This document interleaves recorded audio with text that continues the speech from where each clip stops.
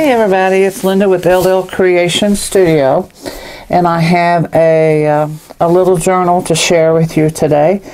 She's going to be up on Etsy later this afternoon, and she is about 5.5 and 7 3/4. Her spine is 2 1/4. She's got this lovely soft velourish upholstery fabric glued to a hardboard, and I've sewed by hand these sequins throughout.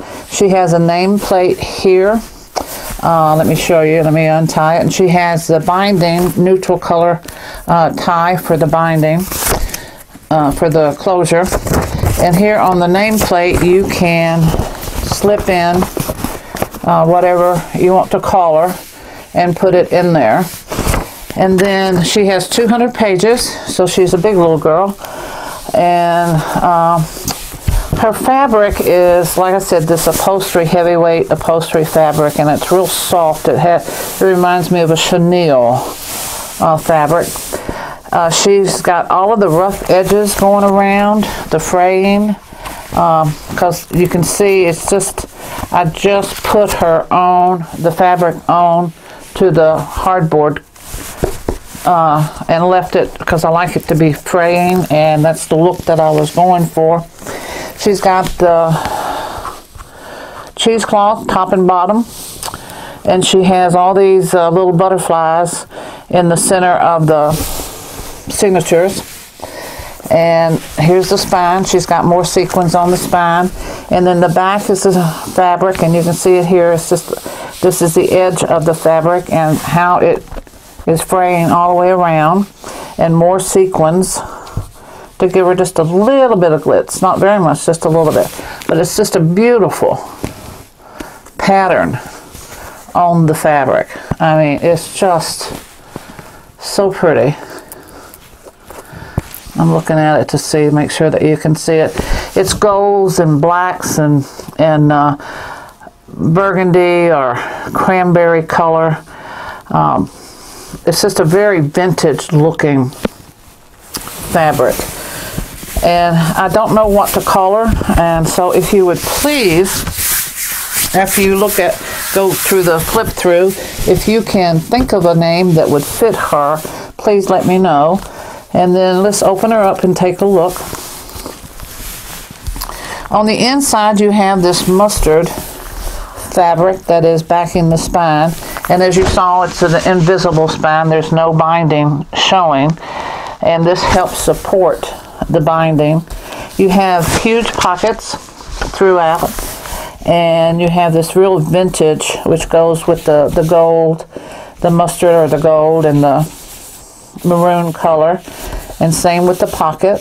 And then you have this piece of vintage lace right here. You have a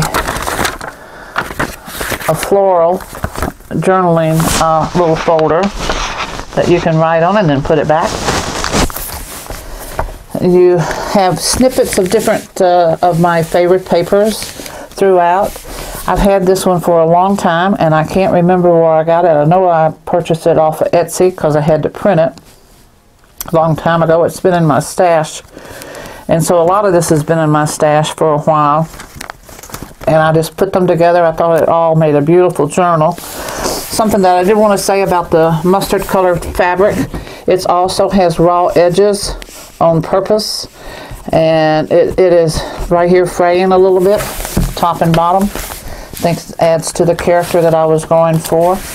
You're going to have shadow stamping throughout, which means it's just like a shadow, and you can write right over it. And then all of it seems like every time I do a real small journal like this, my journaling cards get really big, because I just want to make sure that you have enough places to write. And so let's do a real quick flip through, and then if you would give me some ideas of what to color, that would be wonderful.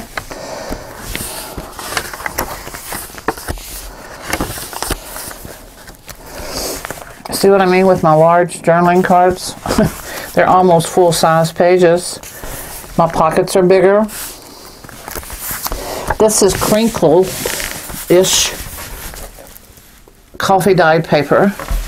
I do them like this, and then I do them real smooth.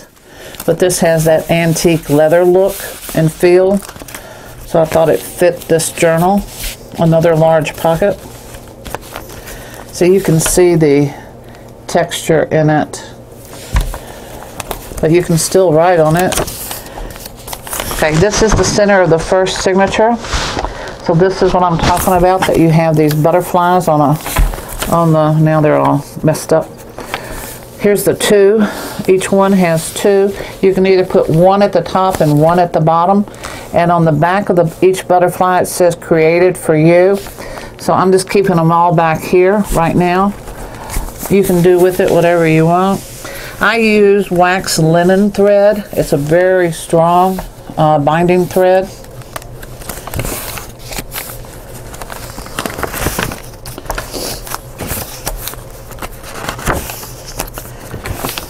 I'm going a little bit faster this time because this happens to be my second time doing this, because the first time my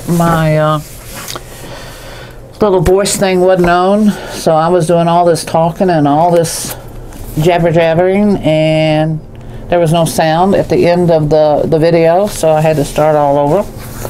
So this is that mustard fabric coming in. See what I mean about these big journaling cards?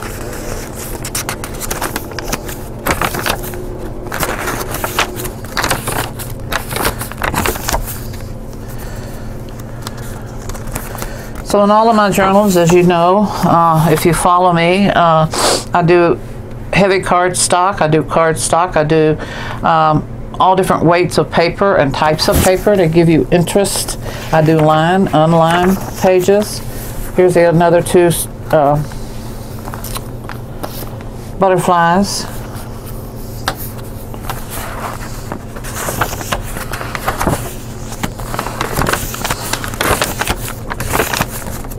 I do different sizes of paper to create more interest. I do different sizes of the pockets, different placements of the pockets. The one thing I do not want is for any of my journals to be boring or exactly like my other ones. Another large one. And they're blank on the back, lined on the front. Two butterflies.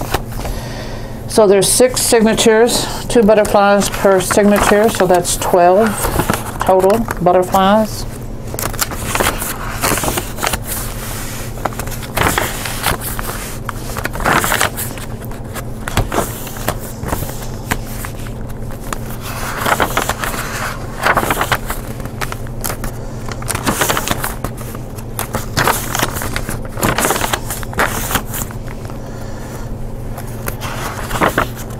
I love all these colors together.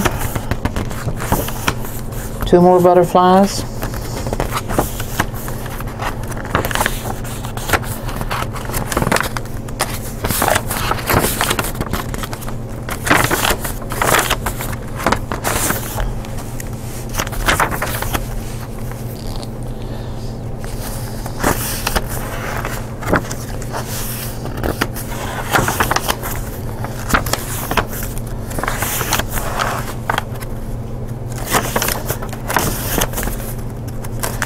More.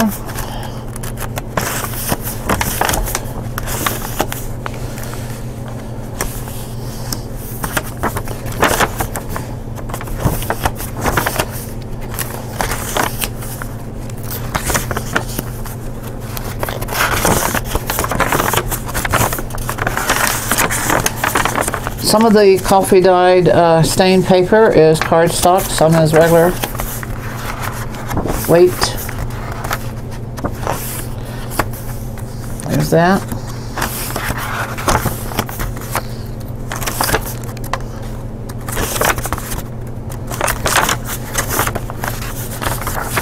Oh, look how fast that came through this time. Yeah. So another big pocket, and over here in the back it mirrors the front. This very worn antique paper here, and this is worn. Did a little bit of vintage photo, Tim Holtz vintage photo on the mustard color to give it the worn look, to where it would blend more in with these pockets. And here is another journaling little booklet. So please, when you watch this, suggest some names for me to call her. She is a pretty traditional journal. Everything in there was pretty traditional looking. We have butterflies, polka dots, floral, and things like that. But I think it was really this fabric on the cover that is really the showstopper. And the size is a good size for hands like mine, small hands. And I really like that. I like how worn and rugged she looks, like we've had her in the family for 50 or so years already. 200 pages, that's a lot for this size, but you can see she still has room to go some more. So please subscribe down at the bottom, and the Etsy store will be shown at the bottom. And I hope that you do that, and then you can click on Etsy and follow me on Etsy, because I'd really like to build up both my following on YouTube and Etsy, because I love making my journals, and I want to build it up where I can sell some more. So that's the whole name of the game here, and I know I do a good product. So anyway, let me know what the name. Thanks so much. Bye.